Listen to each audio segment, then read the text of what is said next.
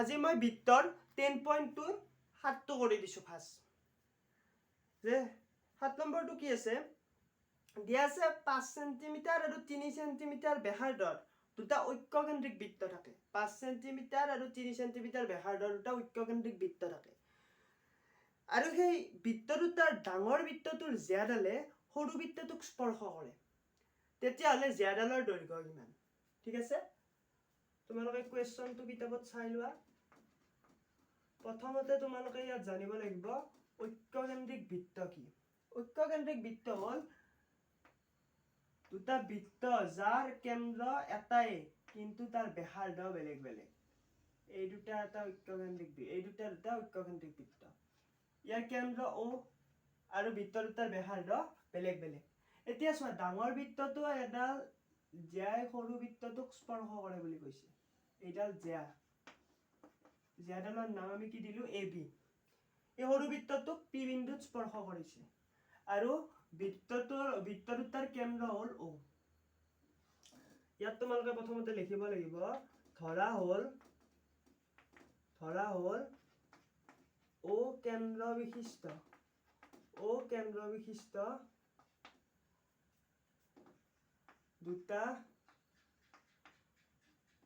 কেন্দ্ৰ বিশিষ্ট দুটা ঐক্য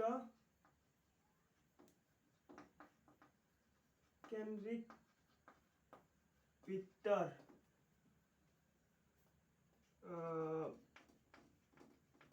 ব্যাসাৰ্ধ 5 সেন্টিমিটাৰ আৰু 3 সেন্টিমিটাৰ ব্যাসাৰ্ধ ইয়াত ক্ৰমে বুলি দিব পাৰা ক্ৰমে ধৰা হ'ল কেন্দ্ৰ বিশিষ্ট দুটা ঐক্যকেন্দ্ৰিক বৃত্তৰ ব্যাসাৰ্ধ ক্ৰমে 5 সেন্টিমিটাৰ আৰু 3 সেন্টিমিটাৰ এতিয়া চোৱা তোমালোকক ইয়াত AB দৈৰ্ঘ্য উলিয়াব দিছে তাৰ আগতে তোমালোকে কি কৰিব লাগিব এই ব্যাসাৰ্ধডাল অংকন কৰি দিবা ঠিক আছে ব্যাসাৰ্ধডাল অংকন কৰি দিবা এতিয়া চোৱা ইয়াত এটা অংকনটো লিখি দিব লাগিব কি অংকন কৰিলা OP আৰু চোৱা ইয়াত তোমালোকে এইডাল অংকন কৰি দিবা OA OP আৰু OA সংযোগ কৰা হ'ল OP আৰু OA সংযোগ কৰা হ'ল তোমালোকে উলিয়াব লাগিব AB ৰ দৈৰ্ঘ্য এতিয়া চোৱা তাৰ আগতে তোমালোকে ইয়াত কিতাপতে আছে উদাহৰণত আছে এটা অংক সেইটো তোমালোকৰ এটা উপপাদ্যৰ দৰে ব্যৱহাৰ হয় এইটো তোমালোকে মনত ৰাখিব লাগিব কি আছে দুটা ঐক্যকেন্দ্ৰিক বৃত্তৰ ডাঙৰ বৃত্তটোৰ জ্যাডালে যদি সৰু বৃত্তটোক স্পৰ্শ কৰি যায় তেন্তে সৰু বৃত্তটোৰ ব্যাসাৰ্ধই তাৰ স্পৰ্শ বিন্দুত জ্যাডালক সমদ্বিখণ্ডিত কৰে মানে ডাঙৰ বৃত্তটোৰ এইডাল জ্যা ধৰা এই জ্যাডালে সৰু বৃত্তটোক স্পৰ্শ কৰিলে আৰু এই স্পৰ্শ বিন্দুটোত জ্যাডাল সমদ্বিখণ্ডিত হয় মানে এইখিনি আৰু এইখিনি সমান মানে ইয়াত AP আৰু PB সমান এইটো এটা উপপাদ্য হিচাপে ব্যৱহাৰ কৰিব লাগে ঠিক আছে তেতিয়াহ'লে তোমালোকে লিখিব পাৰা যে ইয়াত আমি জানো যে বুলি দিব পাৰা নাইবা এতেকে দি দিলো এতেকে কি দিবা প্ৰথমতে তোমালোকে ইয়াৰ আগত এটা উপপাদ্য পাইছা কি স্পৰ্শকৰ স্পৰ্শ বিন্দুত তনা ব্যাসাৰ্ধডাল স্পৰ্শকডালৰ লম্ব গতিকে OP লম্ব AB ঠিক আছে বুজি পাইছা OP লম্ব AB ইয়াত ব্ৰেকেটত লিখি দিবা যে স্পৰ্শকৰ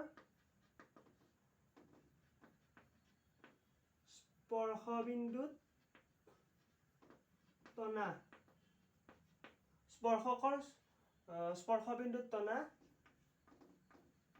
ব্যাসাৰ্ধ ইয়াৰ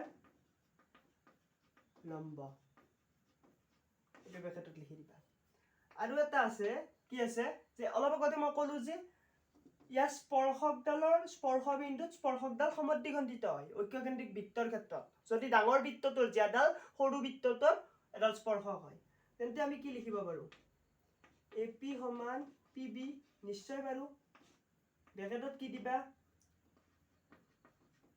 স্পৰ্শকৰ স্পৰ্শবিন্দুত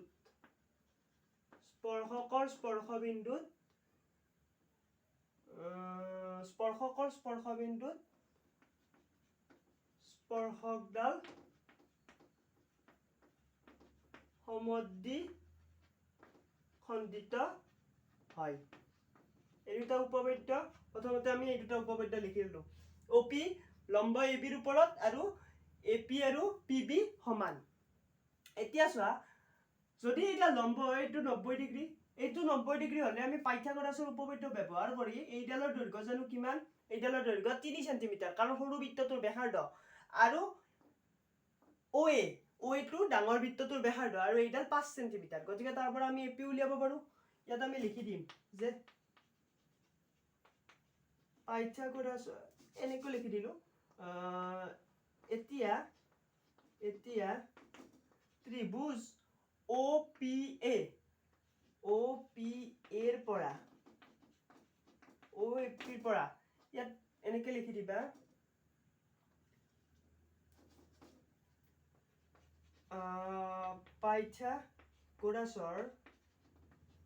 পাইথাগোৰাছৰ উপপাদ্য ব্যৱহাৰ কৰি পাও। চোৱা পাইথাগোৰাছৰ উপপাদ্য কিয় ব্যৱহাৰ কৰো? কাৰণ আমি ইয়াত এটা সমকোণী ত্ৰিভুজ পালো, যেহেতু লম্ব। বাকীখিনি মই ইয়াত লিখি দিছো, ইয়াৰ নেক্সটখিনি ইয়াত দি দিম লিখি। চাবা কি পাও? আমি লিখিব পাৰো অতিভুজকোণেৰ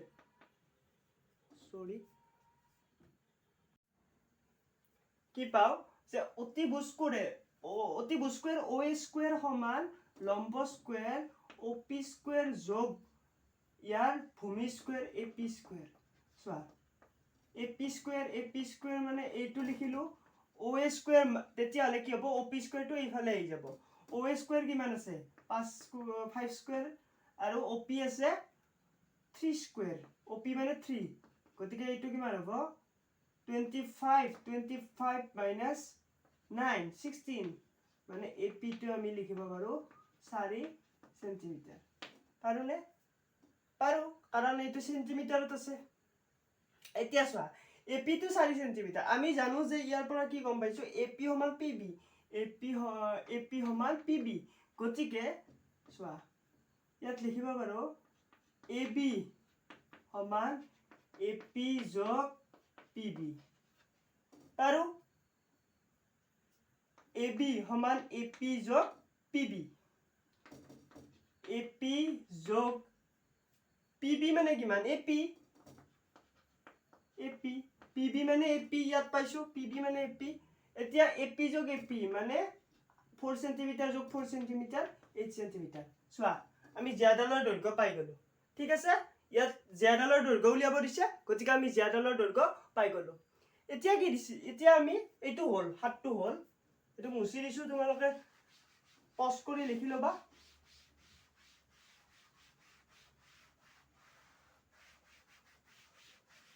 নেক্সট চোৱা, নেক্সট কিমান আছে? 8 টো কি দিছে? এটা বৃত্তক স্পৰ্শ কৰাকৈ ABCD এটা চতুৰ্ভুজ অঁকা হল, আৰু ছবিটো চাব দিছে। কাৰণ এইটো কোৱেশ্চন যদি আহে মনত ৰাখিবা, এনেকৈ ছবিটো মেনশ্যন যদি কৰা আছে, মানে চিত্ৰ ইমানত বুলি দেখুৱাই দিছে, তেতিয়াহলে কোৱেশ্চন পেপাৰত তোমালোকক ছবিটো থাকিব। ইয়াত কৈ দিছে যে চিত্ৰ ইমানত অঁকা হল, প্ৰমাণ কৰা যে AB যোগ CD সমান AD যোগ BC। প্ৰথমতে ছবিটো আঁকি লৈছো, ছবিটো ইয়াত চাই ফেলে আঁকি লও, কথা নাই। 8 সেন্টিমিটাৰ কি দিছে?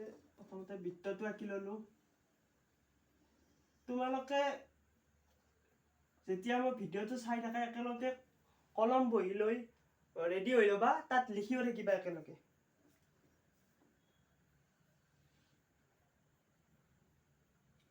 ছবিটো একদম একুৰেট হ'ব নালাগে, জাষ্ট সদৃশ হলে হ'ল, মানে যেনেকুৱাকৈ আছে তেনেকুৱাকৈ হলে হ'ল।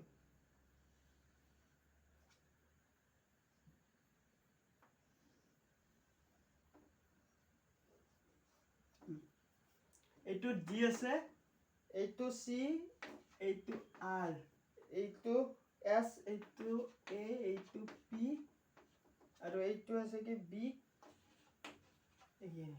এইটো কেন্দ্ৰ। ঠিক আছে, এটা বৃত্তক স্পৰ্শ কৰাকৈ ABCD Chaturbhuj A B C D এইটো এটা চতুৰ্ভুজ এই চতুৰ্ভুজটোৰ এ বি সমান এ বি যোগ চি ডি আৰু এ ডি যোগ বি চি এইটো প্ৰমাণ কৰিব পাৰিছে এ বি যোগ চি ডি সমান এ ডি যোগ বি চি এতিয়া চাওক প্ৰথমতে ইয়াত লিখি ল'বা সমাধান কি লিখিবা এটা এনেকৈ লিখা এইটো ও বুলি দি দিয়া ধৰা হলটো এনে লিখাৰ অৰ্থ নাই কিন্তু কেন্দ্ৰটোৰ নাম ও দি পেলাই লিখাৰ সুবিধাৰ কাৰণে ধৰা হল বুলি দিলো যে ও কেন্দ্ৰ বিশিষ্ট বৃত্তক ও কেন্দ্ৰ বিশিষ্ট বৃত্তক স্পৰ্শ কৰাকৈ ও কেন্দ্ৰ বিশিষ্ট বৃত্তক স্পৰ্শ কৰাকৈ এ বি চি ডি এটা চতুৰ্ভুজ অঁকা হল ঠিক আছে ইয়াত আৰু আমি লিখি দিম প্ৰমাণ কৰিব লাগে যে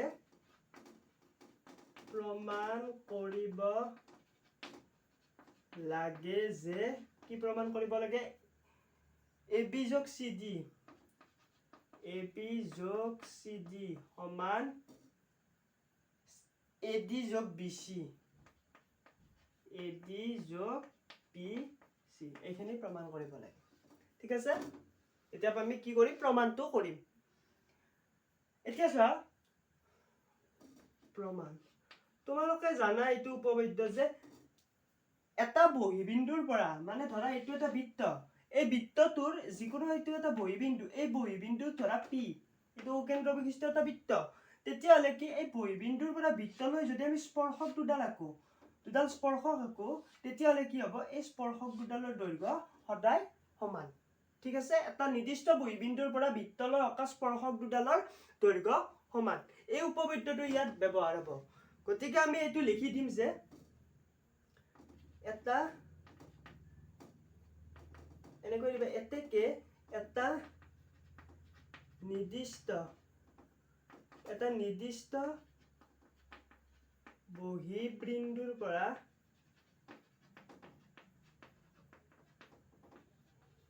বৃত্তলৈ টনা স্পৰ্শক দুডালৰ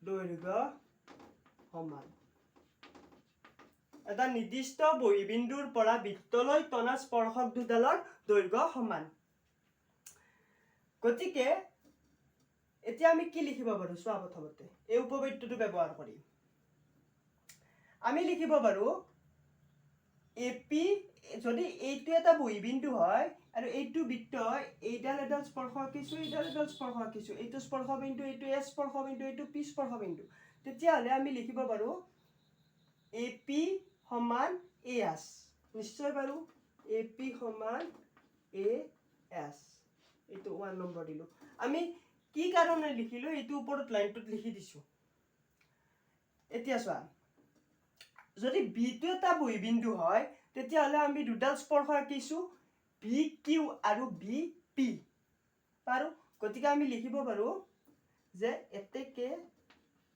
বি পি সমান কি লিখিব পাৰো বি কিউ এইটো 2 নম্বৰ দিলো ঠিক আছে আৰু সি এটা বহিবিন্দু যদি সি টো এটা বহিবিন্দু হয় আমি কি লিখিব পাৰো সি আৰ সমান সি কিউ কাৰণ এইডাল এটা স্পৰ্শ আৰু যদি ডি টো এটা বহিবিন্দু হয় কি লিখিব পাৰো গম পাইছে ডি আৰ সমান ডি এছ এইটো 3 নম্বৰ আৰু এইটো 4 নম্বৰ এতিয়া ইয়াৰ পিছৰখিনি মই ইয়াত লিখিম দে ইয়াত নুজুৰে গোটেইখিনি এতিয়া 1 plus 2 plus 3 plus এইটো 3 plus 4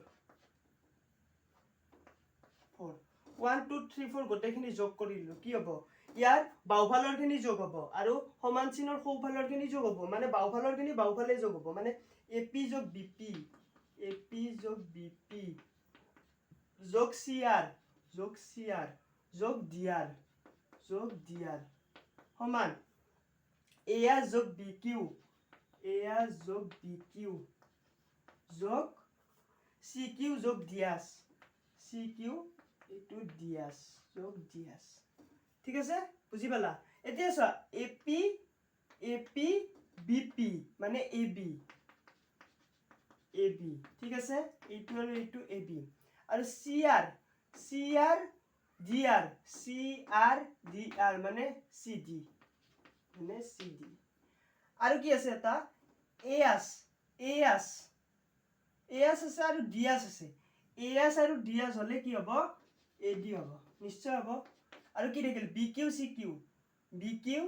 CQ মানে কি হ'ব PC তেছবা কি পালো AB যোগ CD AD যোগ BC সমানটো হ'ল বুজি পালা ইয়াত এটাই উপবৃত্ত ব্যৱহাৰ হৈছে কি উপবৃত্ত যে বৃত্তৰ এটা নিৰ্দিষ্ট বহিবিন্দুৰ পৰা বৃত্তলৈ টনা স্পৰ্শক দুডালৰ দৈৰ্ঘ্য সমান সেইটো ব্যৱহাৰ হৈছে তাৰ পাছত মই ইয়াত চাৰিটা বহিবিন্দু হিচাপে লৈ আমি কিমান 8ডাল স্পৰ্শক অৰ্থাৎ 4যোৰ স্পৰ্শক পালো সেইকেইটা আমি লিখি লৈ সোঁ সাইডৰটো সোঁ সাইডে বাওঁ সাইডৰটো বাওঁ সাইডে গোটেইকেইটা যোগ কৰি দিছো যোগ কৰি দিয়াৰ ফলত এনেকৈ মিলাই চাইছো যে এইটো পাই গলো ঠিক আছে আজি মই 7-8টো কৰি দিলো ইয়াৰ পাছত মই বাকিকেইটা কৰি দিম ধন্যবাদ